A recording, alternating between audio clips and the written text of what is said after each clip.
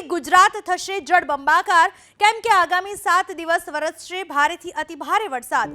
ગુજરાત પર સક્રિય થયું છે લો પ્રેશર, જેને લઈને આગામી 7 દિવસ વરસશે ભારેથી અતિભારે વરસાદ। આજે બનાસકાંઠા, સાબરકાંઠા, અરવલ્લી, પંચમહાલ, દાહોદ, મહીસાગર, વડોદરા, છોટાઉદેપુર, નર્મદા, ભરૂચ, સુરત, ડાંગ, તાપી, નવસારી અને વલસાડ જિલ્લામાં ભારે વરસાદની કરાઈ છે આગાહી। હવામાન વિભાગ અનુસાર 48 કલાક બાદ સૌરાષ્ટ્રમાં વરસાદનું જોર વધશે। 24 થી 28 ઓગસ્ટના સૌરાષ્ટ્ર થશે પાણી-પાણી। ગુજરાતમાં અત્યાર સુધી સિઝનનો 74% વરસી ચૂક્યો છે વરસાદ।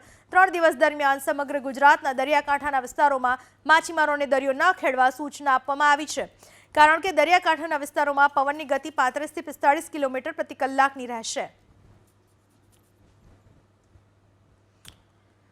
ભારે વરસાદની આગાહી આજે કરવામાં આવી છે બનાસકાંઠા, સાબરકાંઠા, અરવલ્લી, દાહોદ, મહીસાગર, વડોદરા, છોટાઉદેપુર આ તમામ જગ્યાએ ભારે વરસાદની આગાહી કરવામાં આવી છે। 7 દિવસ ભારેથી અતિભારે વરસાદ રહેશે।